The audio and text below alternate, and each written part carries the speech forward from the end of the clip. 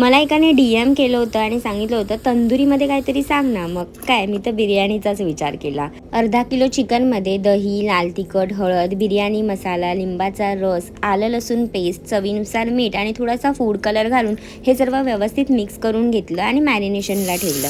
त्यानंतर तेलामध्ये कांदा घातला आणि छान खरपूस होईपर्यंत त्याला फ्राय करून घेतलं. त्यानंतर मॅरिनेट झालेलं चिकन स्टिक्समध्ये मी एक एक करून लावून घेतलं आणि त्यानंतर गॅसवरती मी जाळी ठेवली आणि त्याच्यावरती ह्या ज्या स्टिक्स होत्या त्या ठेवल्या आणि दोन्ही बाजूंनी छान असा खरपूस रंग येईपर्यंत भाजून घेतलं.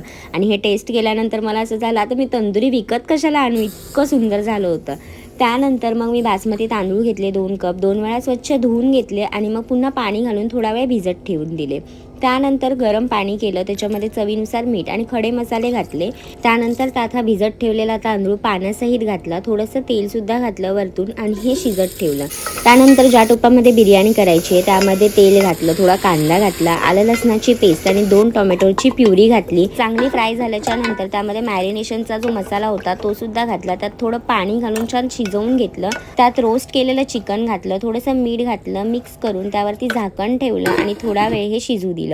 त्यानंतर मी भात चेक केला, एकदम परफेक्ट झाला होता. मग झाकण काढून चिकन एकदम छान बेसला लावून घेतलं. त्यावर पुदिना, कोथिंबीर, तळलेला कांदा आणि राईस लावून घेतला. त्यावरती पुदिन्याची पानं, तळलेला कांदा, कोथिंबीर पुन्हा वरतून लावून घ्यायची. केसर दूध, लिंबाचा रस, थोडासा फूड कलर आणि चमचाभर तूप घालून घेतलं आणि मी झाकण ठेवलं.